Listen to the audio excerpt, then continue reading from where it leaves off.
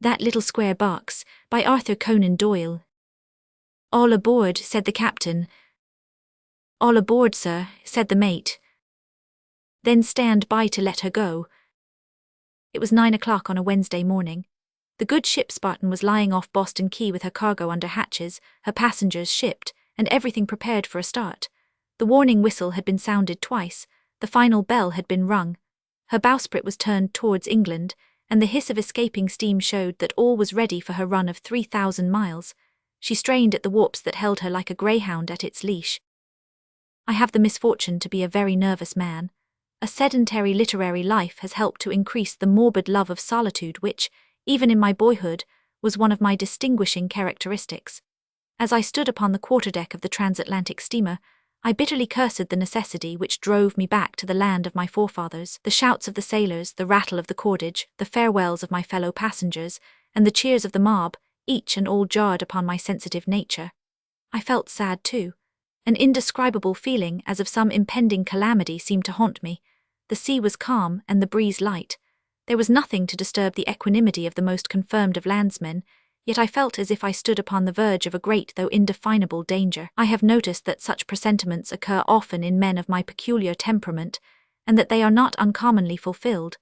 There is a theory that it arises from a species of second sight, a subtle spiritual communication with the future. I well remember that Herr Romer, the eminent spiritualist, remarked on one occasion that I was the most sensitive subject as regards supernatural phenomena that he had ever encountered in the whole of his wide experience. Be that as it may, I certainly felt far from happy as I threaded my way among the weeping, cheering groups which dotted the white decks of the good ship Spartan. Had I known the experience which awaited me in the course of the next 12 hours, I should even then at the last moment have sprung upon the shore, and made my escape from the accursed vessel. "Time's up," said the captain, closing his chronometer with a snap and replacing it in his pocket. "Time's up," said the mate. There was a last wail from the whistle, a rush of friends and relatives upon the land. One warp was loosened, the gangway was being pushed away when there was a shout from the bridge and 2 men appeared, running rapidly down the quay. They were waving their hands and making frantic gestures, apparently with the intention of stopping the ship. "Look sharp," shouted the crowd. "Hold hard," cried the captain. "Ease her, stop her, up with the gangway." And the 2 men sprang aboard just as the second warp parted, and a convulsive throb of the engine shot us clear of the shore. There was a cheer from the deck, another from the quay, a mighty fluttering of handkerchiefs, and the great vessel ploughed its way out of the harbour and steamed grandly away across the placid bay. We were fairly started upon our fortnight's voyage. There was a general dive among the passengers in quest of berths and luggage, while a popping of corks in the saloon proved that more than one bereaved traveller was adopting artificial means for drowning the pangs of separation. I glanced round the deck and took a running inventory of my companions de voyage. They presented the usual types met with upon these occasions. There was no striking face among them. I speak as a connoisseur, for faces are a specialty of mine. I pounce upon a characteristic feature as a botanist does on a flower, and bear it away with me to analyze at my leisure, and classify and label it in my little anthropological museum. There was nothing worthy of me here. 20 types of young America going to Europe, a few respectable middle-aged couples as an antidote, a sprinkling of clergymen and professional men, young ladies, bagmen, British exclusives, and all the alla podrida of an ocean-going steamer. I turned away from them and gazed back at the receding shores of America, and as a cloud of remembrances rose before me, my heart warmed towards the land of my adoption. A pile of portmanteaus and luggage chanced to be lying on one side of the deck, awaiting their turn to be taken below. With my usual love for solitude, I walked behind these, and sitting on a coil of rope between them and the vessel's side, I indulged in a melancholy reverie. I was aroused from this by a whisper behind me. "Here's a quiet place," said the voice. "Sit down and we can talk it over in safety." Glancing through a chink between 2 colossal chests, I saw that the passengers who had joined us at the last moment were standing at the other side of the pile. They had evidently failed to see me as I crouched in the shadow of the boxes. The one who had spoken was a tall and very thin man with a blue-black beard and a colourless face. His manner was nervous and excited. His companion was a short, plethoric little fellow with a brisk and resolute air. He had a cigar in his mouth and a large ulster slung over his left arm. They both glanced round uneasily, as if to ascertain whether they were alone. "This is just the place," I heard the other say. They sat down on a bale of goods with their backs turned towards me, and I found myself, much against my will, playing the unpleasant part of eavesdropper to their conversation. "Well, Muller," said the taller of the two, "we've got it aboard right enough." "Yes," assented the man whom he had addressed as Muller, "it's safe aboard." It was rather a near go. It was that Flanagan. It wouldn't have done to have missed the ship. No, it would have put our plans out. Ruined them entirely, said the little man, and puffed furiously at his cigar for some minutes. "I've got it here," he said at last. "Let me see it." "Is no one looking?" "No, they are nearly all below." "We can't be too careful where so much is at stake," said Muller, as he uncoiled the ulster which hung over his arm, and disclosed a dark object which he laid upon the deck. One glance at it was enough to cause me to spring to my feet with an exclamation of horror. Luckily, they were so engrossed in the matter on hand that neither of them observed me. Had they turned their heads, they would infallibly have seen my pale face glaring at them over the pile of boxes. From the first moment of their conversation, a horrible misgiving had come over me. It seemed more than confirmed as I gazed at what lay before me. It was a little square box made of some dark wood, and ribbed with brass. I suppose it was about the size of a cubic foot. It reminded me of a pistol case, only it was decidedly higher. There was an appendage to it, however, on which my eyes were riveted, and which suggested the pistol itself rather than its receptacle. This was a trigger-like arrangement upon the lid, to which a coil of string was attached.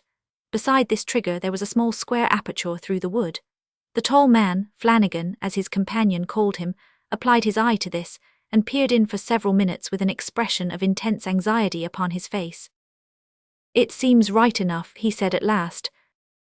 "I tried not to shake it," said his companion. "Such delicate things need delicate treatment. Put in some of the needful, Muller." The shorter man fumbled in his pocket for some time, and then produced a small paper packet. He opened this, and took out of it half a handful of whitish granules, which he poured down through the hole. A curious clicking noise followed from the inside of the box, and both the men smiled in a satisfied way. "Nothing much wrong there," said Flanagan. "Right as a trivet," answered his companion. "Look out, here's someone coming. Take it down to our berth. It wouldn't do to have anyone suspecting what our game is, or worse still, have them fumbling with it and letting it off by mistake." "Well, it would come to the same, whoever let it off," said Muller. "They'd be rather astonished if they pulled the trigger," said the taller with a sinister laugh. "Ha ha, fancy their faces. It's not a bad bit of workmanship, I flatter myself." "No," said Muller, "I hear it is your own design, every bit of it, isn't it?" "Yes, the spring and the sliding shutter are my own." "We should take out a patent." And the two men laughed again with a cold, harsh laugh, as they took up the little brass-bound package and concealed it in Muller's voluminous overcoat. "Come down and we'll stow it in our berth," said Flanagan. "We won't need it until tonight, and it will be safe there." His companion assented, and the two went arm in arm along the deck and disappeared down the hatchway, bearing the mysterious little box away with them. The last words I heard were a muttered injunction from Flanagan to carry it carefully and avoid knocking it against the bulwarks. How long I remained sitting on that coil of rope I shall never know. The horror of the conversation I had just overheard was aggravated by the first sinking qualms of seasickness. The long roll of the Atlantic was beginning to assert itself over both ship and passengers. I felt prostrated in mind and in body, and fell into a state of collapse, from which I was finally aroused by the hearty voice of our worthy quartermaster. "Do you mind moving out of that, sir?" he said. "We want to get this lumber cleared off the deck." His bluff manner and ruddy, healthy face seemed to be a positive insult to me in my present condition. Had I been a courageous or a muscular man, I could have struck him. As it was, I treated the honest sailor to a melodramatic scowl, which seemed to cause him no small astonishment, and strode past him to the other side of the deck. Solitude was what I wanted, solitude in which I could brood over the frightful crime which was being hatched before my very eyes. One of the quarter-boats was hanging rather low down upon the davits. An idea struck me, and climbing on the bulwarks, I stepped into the empty boat and lay down in the bottom of it. Stretched on my back with nothing but the blue sky above me, and an occasional view of the Mizzen as the vessel rolled, I was at least alone with my sickness and my thoughts. I tried to recall the words which had been spoken in the terrible dialogue I had overheard, Would they admit of any construction but the one which stared me in the face? My reason forced me to confess that they would not. I endeavored to array the various facts which formed the chain of circumstantial evidence, and to find a flaw in it, but no, not a link was missing. There was the strange way in which our passengers had come aboard, enabling them to evade any examination of their luggage. The very name of Flanagan smacked of Fenianism, while Muller suggested nothing but socialism and murder. Then their mysterious manner, their remark that their plans would have been ruined had they missed the ship, their fear of being observed, last but not least, the clenching evidence in the production of the little square box with the trigger, and their grim joke about the face of the man who should let it off by mistake. Could these facts lead to any conclusion other than that they were the desperate emissaries of some body, political or otherwise, who intended to sacrifice themselves, their fellow passengers, and the ship in one great holocaust? The whitish granules which I had seen one of them pour into the box formed no doubt a fuse or train for exploding it. I had myself heard a sound come from it, which might have emanated from some delicate piece of machinery. But what did they mean by their allusion to tonight? Could it be that they contemplated putting their horrible design into execution on the very first evening of our voyage? The mere thought of it sent a cold shudder over me, and made me for a moment superior even to the agonies of seasickness. I have remarked that I am a physical coward. I am a moral one also. It is seldom that the two defects are united to such a degree in the one character. I have known many men who were most sensitive to bodily danger, and yet were distinguished for the independence and strength of their minds. In my own case, however, I regret to say that my quiet and retiring habits had fostered a nervous dread of doing anything remarkable or making myself conspicuous, which exceeded, if possible, my fear of personal peril. An ordinary mortal placed under the circumstances in which I now found myself would have gone at once to the captain, confessed his fears, and put the matter into his hands. To me, however, constituted as I am, the idea was most repugnant. The thought of becoming the observed of all observers, cross-questioned by a stranger, and confronted with two desperate conspirators in the character of a denouncer, was hateful to me. Might it not by some remote possibility prove that I was mistaken? What would be my feelings if there should turn out to be no grounds for my accusation? No, I would procrastinate. I would keep my eye on the two desperadoes and dog them at every turn. Anything was better than the possibility of being wrong. Then it struck me that even at that moment, some new phase of the conspiracy might be developing itself. The nervous excitement seemed to have driven away my incipient attack of sickness, for I was able to stand up and lower myself from the boat without experiencing any return of it. I staggered along the deck with the intention of descending into the cabin and finding how my acquaintances of the morning were occupying themselves. Just as I had my hand on the companion rail, I was astonished by receiving a hearty slap on the back, which nearly shot me down the steps with more haste than dignity. "Is that you, Hammond?" said a voice which I seemed to recognize. "God bless me," I said as I turned round, "it can't be Dick Merton.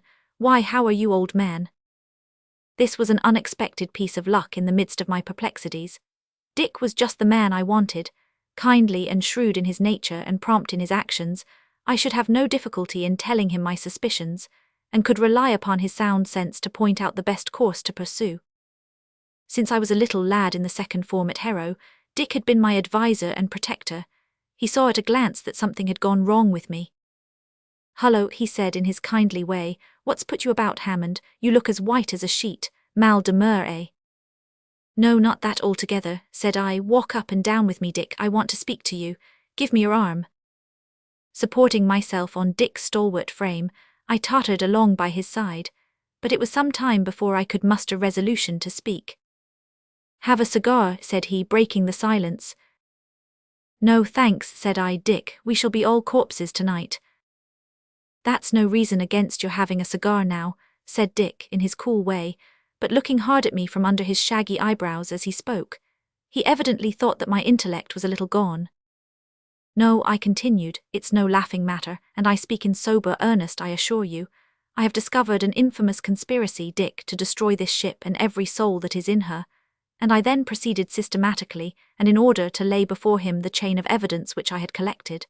"There, Dick," I said as I concluded, "what do you think of that, and above all, what am I to do?" To my astonishment, he burst into a hearty fit of laughter. "I'd be frightened," he said, "if any fellow but you had told me as much." You always had a way, Hammond, of discovering mares' nests. I like to see the old traits breaking out again. Do you remember at school how you swore there was a ghost in the long room, and how it turned out to be your own reflection in the mirror? Why, man, he continued, what object would anyone have in destroying this ship? We have no great political guns aboard. On the contrary, the majority of the passengers are Americans. Besides, in this sober 19th century, the most wholesale murderers stop at including themselves among their victims. Depend upon it, you have misunderstood them, and have mistaken a photographic camera, or something equally innocent, for an infernal machine. Nothing of the sort, sir, said I rather touchily. You will learn to your cost, I fear, that I have neither exaggerated nor misinterpreted a word. As to the box, I have certainly never before seen one like it. It contained delicate machinery, of that I am convinced, from the way in which the men handled it and spoke of it. You'd make out every packet of perishable goods to be a torpedo, said Dick, if that is to be your only test. The man's name was Flanagan, I continued. I don't think that would go very far in a court of law, said Dick. But come, I have finished my cigar. Suppose we go down together and split a bottle of claret. You can point out these two Orsini's to me if they are still in the cabin. All right, I answered. I am determined not to lose sight of them all day. Don't look hard at them, though, for I don't want them to think that they are being watched. Trust me, said Dick. I'll look as unconscious and guileless as a lamb, and with that we passed down the companion and into the saloon. A good many passengers were scattered about the great central table, some wrestling with refractory carpet bags and rug straps, some having their luncheon, and a few reading and otherwise amusing themselves. The objects of our quest were not there. We passed down the room and peered into every berth, but there was no sign of them. Heavens, thought I, perhaps at this very moment they are beneath our feet in the hold or engine-room, preparing their diabolical contrivance. It was better to know the worst than to remain in such suspense. Steward, said Dick, are there any other gentlemen about? There's two in the smoking-room, sir, answered the steward. The smoking-room was a little snuggery, luxuriously fitted up and adjoining the pantry. We pushed the door open and entered. A sigh of relief escaped from my bosom. The very first object on which my eye rested was the cadaverous face of Flanagan, with its hard-set mouth and unwinking eye. His companion sat opposite to him. They were both drinking, and a pile of cards lay upon the table. They were engaged in playing as we entered. I nudged Dick to show him that we had found our quarry, and we sat down beside them with as unconcerned an air as possible. The two conspirators seemed to take little notice of our presence. I watched them both narrowly. The game at which they were playing was Napoleon. Both were adepts at it, and I could not help admiring the consummate nerve of men who, with such a secret at their hearts, could devote their minds to the manipulating of a long suit or the finessing of a queen. Money changed hands rapidly, but the run of luck seemed to be all against the taller of the two players. At last he threw down his cards on the table with an oath, and refused to go on. No, I'm hanged if I do, he said. I haven't had more than two of a suit for 5 hands. Never mind, said his comrade, as he gathered up his winnings. A few dollars one way or the other won't go very far after tonight's work. I was astonished at the rascal's audacity, but took care to keep my eyes fixed abstractedly upon the ceiling, and drank my wine in as unconscious a manner as possible. I felt that Flanagan was looking towards me with his wolfish eyes to see if I had noticed the illusion. He whispered something to his companion which I failed to catch. It was a caution, I suppose, for the other answered rather angrily. Nonsense, why shouldn't I say what I like? Overcaution is just what would ruin us. I believe you want it not to come off, said Flanagan. You believe nothing of the sort, said the other, speaking rapidly and loudly. You know as well as I do that when I play for a stake I like to win it, but I won't have my words criticized and cut short by you or any other man. I have as much interest in our success as you have, more I hope. He was quite hot about it, and puffed furiously at his cigar for some minutes. The eyes of the other ruffian wandered alternately from Dick Merton to myself.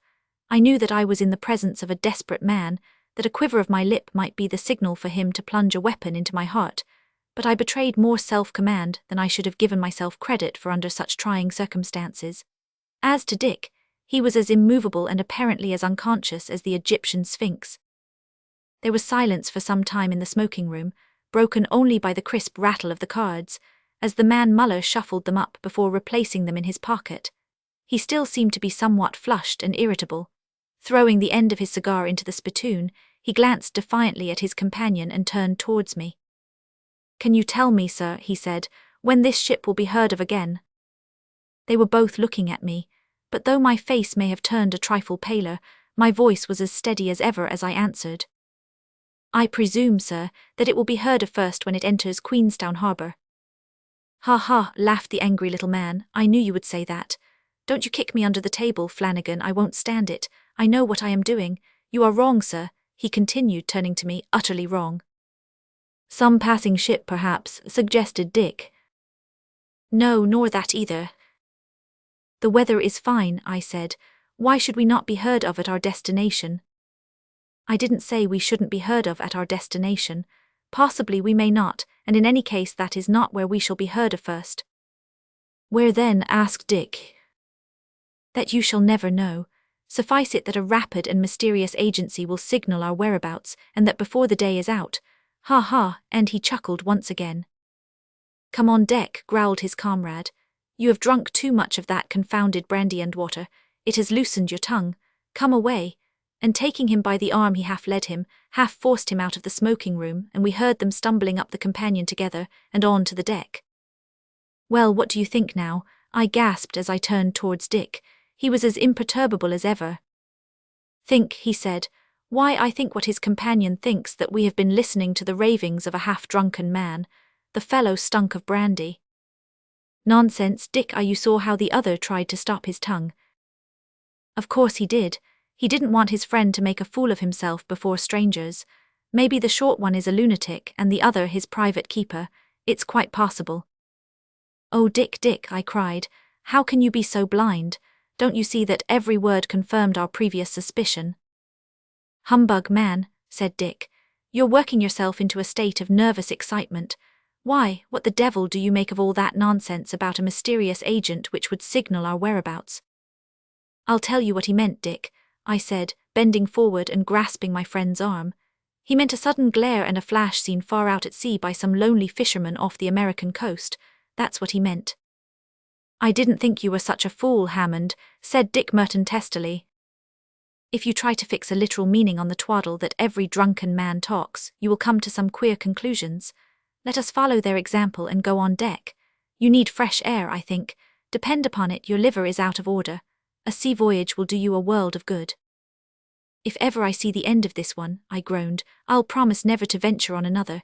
They are laying the cloth, so it's hardly worth while my going up. I'll stay below and unpack my things." "I hope dinner will find you in a more pleasant state of mind," said Dick, and he went out, leaving me to my thoughts until the clang of the great gong summoned us to the saloon. My appetite, I need hardly say, had not been improved by the incidents which had occurred during the day. I sat down, however, mechanically at the table, and listened to the talk which was going on around me. There were nearly 100 first-class passengers, and as the wine began to circulate, their voices combined with the clash of the dishes to form a perfect babel. I found myself seated between a very stout and nervous old lady and a prim little clergyman, and as neither made any advances, I retired into my shell, and spent my time in observing the appearance of my fellow voyagers. I could see Dick in the dim distance dividing his attentions between a jointless fowl in front of him and a self-possessed young lady at his side. Captain Dowie was doing the honours at my end, while the surgeon of the vessel was seated at the other. I was glad to notice that Flanagan was placed almost opposite to me. As long as I had him before my eyes, I knew that, for the time at least, we were safe. He was sitting with what was meant to be a sociable smile on his grim face. It did not escape me that he drank largely of wine, so largely that even before the dessert appeared his voice had become decidedly husky. His friend Muller was seated a few places lower down. He ate little, and appeared to be nervous and restless. "Now, ladies," said our genial captain, "I trust that you will consider yourselves at home aboard my vessel. I have no fears for the gentlemen. A bottle of champagne, steward. Here est a fresh breeze and a quick passage. I trust our friends in America will hear of our safe arrival in 8 days, or in 9 at the very latest." I looked up. Quick as was the glance which passed between Flanagan and his confederate, I was able to intercept it. There was an evil smile upon the former's thin lips. The conversation rippled on. Politics, the sea, amusements, religion, each was in turn discussed. I remained a silent though an interested listener. It struck me that no harm could be done by introducing the subject which was ever in my mind. It could be managed in an offhand way, and would at least have the effect of turning the captain's thoughts in that direction. I could watch, too, what effect it would have upon the faces of the conspirators. There was a sudden lull in the conversation. The ordinary subjects of interest appeared to be exhausted. The opportunity was a favourable one. "May I ask, Captain," I said, bending forward and speaking very distinctly, "what you think of Fenian manifestos?" The captain's ruddy face became a shade darker from honest indignation. "They are poor cowardly things," he said, "as silly as they are wicked." "The impotent threats of a set of anonymous scoundrels," said a pompous-looking old gentleman beside him. "Oh, Captain," said the fat lady at my side, "you don't really think they would blow up a ship?" "I have no doubt they would if they could, but I am very sure they shall never blow up mine." "May I ask what precautions are taken against them?" asked an elderly man at the end of the table. "All goods sent aboard the ship are strictly examined," said Captain Dowie. "But suppose a man brought explosives aboard with him," I suggested. "They are too cowardly to risk their own lives in that way." During this conversation, Flanagan had not betrayed the slightest interest in what was going on. He raised his head now and looked at the captain. "Don't you think you are rather underrating them?" he said. "Every secret society has produced desperate men. Why shouldn't the Fenians have them too? Many men think it a privilege to die in the service of a cause which seems right in their eyes, though others may think it wrong." "Indiscriminate murder cannot be right in anybody's eyes," said the little clergyman. "The bombardment of Paris was nothing else," said Flanagan. "Yet the whole civilized world agreed to look on with folded arms, and change the ugly word murder into the more euphonious one of war. It seemed right enough to German eyes. Why shouldn't dynamite seem so to the Fenian?" "At any rate their empty vapourings have led to nothing as yet," said the captain. "Excuse me," returned Flanagan, "but is there not some room for doubt yet as to the fate of the Dotterel? I have met men in America who asserted from their own personal knowledge that there was a coal torpedo aboard that vessel." "Then they lied," said the captain. "It was proved conclusively at the court-martial to have arisen from an explosion of coal gas, but we had better change the subject, or we may cause the ladies to have a restless night," and the conversation once more drifted back into its original channel.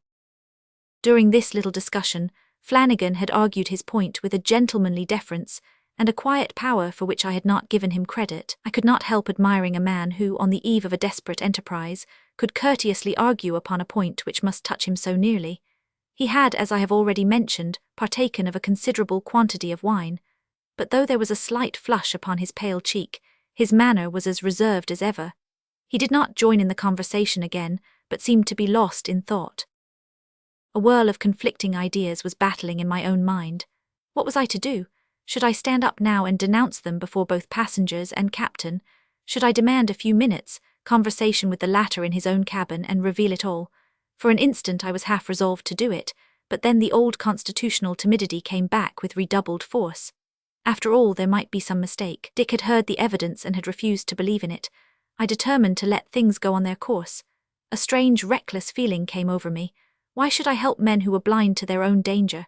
Surely it was the duty of the officers to protect us, not ours to give warning to them. I drank off a couple of glasses of wine, and staggered upon deck with the determination of keeping my secret locked in my own bosom. It was a glorious evening. Even in my excited state of mind, I could not help leaning against the bulwarks and enjoying the refreshing breeze. Away to the westward, a solitary sail stood out as a dark speck against the great sheet of flame left by the setting sun. I shuddered as I looked at it. It was grand but appalling. A single star was twinkling faintly above our mainmast, but 1,000 seemed to gleam in the water below with every stroke of our propeller. The only blot in the fair scene was the great trail of smoke, which stretched away behind us like a black slash upon a crimson curtain. It was hard to believe that the great peace which hung over all nature could be marred by a poor miserable mortal. After all, I thought, as I gazed into the blue depths beneath me, if the worst comes to the worst, it is better to die here than to linger in agony upon a sick-bed on land. A man's life seems a very paltry thing amid the great forces of nature. All my philosophy could not prevent my shuddering, however, when I turned my head and saw two shadowy figures at the other side of the deck, which I had no difficulty in recognizing. They seemed to be conversing earnestly, but I had no opportunity of overhearing what was said, so I contented myself with pacing up and down, and keeping a vigilant watch upon their movements. It was a relief to me when Dick came on deck. Even an incredulous confidant is better than none at all. "Well, old man," he said, giving me a facetious dig in the ribs, "we've not been blown up yet." "No, not yet," said I, "but that's no proof that we are not going to be." "Nonsense, man," said Dick. "I can't conceive what has put this extraordinary idea into your head. I have been talking to one of your supposed assassins, and he seems a pleasant fellow enough. Quite a sporting character, I should think, from the way he speaks." "Dick," I said, "I am as certain that those men have an infernal machine, and that we are on the verge of eternity, as if I saw them putting the match to the fuse." "Well, if you really think so," said Dick, half awed for the moment by the earnestness of my manner, "it is your duty to let the captain know of your suspicions." "You are right," I said. "I will. My absurd timidity has prevented my doing so sooner. I believe our lives can only be saved by laying the whole matter before him." "Well, go and do it now," said Dick, "but for goodness' sake don't mix me up in the matter." "I'll speak to him when he comes off the bridge," I answered, "and in the meantime I don't mean to lose sight of them." "Let me know of the result," said my companion, and with a nod he strolled away in search, I fancy, of his partner at the dinner table. Left to myself, I bethought me of my retreat of the morning, and climbing on the bulwark I mounted into the quarter-boat and lay down there. In it I could reconsider my course of action, and by raising my head I was able at any time to get a view of my disagreeable neighbours. An hour passed and the captain was still on the bridge. He was talking to one of the passengers, a retired naval officer, and the two were deep in debate concerning some abstruse point in navigation. I could see the red tips of their cigars from where I lay. It was dark now, so dark that I could hardly make out the figures of Flanagan and his accomplice. They were still standing in the position which they had taken up after dinner. A few of the passengers were scattered about the deck, but many had gone below. A strange stillness seemed to pervade the air. The voices of the watch and the rattle of the wheel were the only sounds which broke the silence. Another half-hour passed. The captain was still upon the bridge. It seemed as if he would never come down. My nerves were in a state of unnatural tension, so much so that the sound of 2 steps upon the deck made me start up in a quiver of excitement. I peered over the edge of the boat, and saw that our suspicious passengers had crossed from the other side, and were standing almost directly beneath me. The light of a binnacle fell full upon the ghastly face of the ruffian Flanagan. Even in that short glance I saw that Muller had the ulster, whose use I knew so well, slung loosely over his arm. I sank back with a groan. It seemed that my fatal procrastination had sacrificed 200 innocent lives. I had read of the fiendish vengeance which awaited a spy. I knew that men with their lives in their hands would stick at nothing. All I could do was to cower at the bottom of the boat and listen silently to their whispered talk below. "This place will do," said a voice. "Yes, the leeward side is best." "I wonder if the trigger will act." "I am sure it will." "We were to let it off at 10, were we not?" "Yes, at 10 sharp. We have 8 minutes yet." There was a pause, then the voice began again. "They'll hear the drop of the trigger, won't they?" "It doesn't matter. It will be too late for anyone to prevent its going off." "That's true. There will be some excitement among those we have left behind, won't there?" "Rather. How long do you reckon it will be before they hear of us?" "The first news will get in at about midnight at earliest." "That will be my doing." "No, mind." "Ha ha, we'll settle that." There was a pause here. Then I heard Muller's voice in a ghastly whisper, "There's only 5 minutes more." How slowly the moments seemed to pass. I could count them by the throbbing of my heart. "It'll make a sensation on land," said a voice. "Yes, it will make a noise in the newspapers." I raised my head and peered over the side of the boat. There seemed no hope, no help. Death stared me in the face whether I did or did not give the alarm. The captain had at last left the bridge. The deck was deserted, save for those 2 dark figures crouching in the shadow of the boat. Flanagan had a watch lying open in his hand. 3 minutes more, he said. "Put it down upon the deck." "No, put it here on the bulwarks." It was the little square box. I knew by the sound that they had placed it near the davit, and almost exactly under my head. I looked over again. Flanagan was pouring something out of a paper into his hand. It was white and granular, the same that I had seen him use in the morning. It was meant as a fuse, no doubt, for he shoveled it into the little box, and I heard the strange noise which had previously arrested my attention. "A minute and a half more," he said. "Shall you or I pull the string?" "I will pull it," said Muller. He was kneeling down and holding the end in his hand. Flanagan stood behind with his arms folded, and an air of grim resolution upon his face. I could stand it no longer. My nervous system seemed to give way in a moment. "Stop," I screamed, springing to my feet. "Stop, misguided and unprincipled men." They both staggered backwards. I fancy they thought I was a spirit, with the moonlight streaming down upon my pale face. I was brave enough now. I had gone too far to retreat. "Cain was damned," I cried, "and he slew but one. Would you have the blood of 200 upon your sueys?"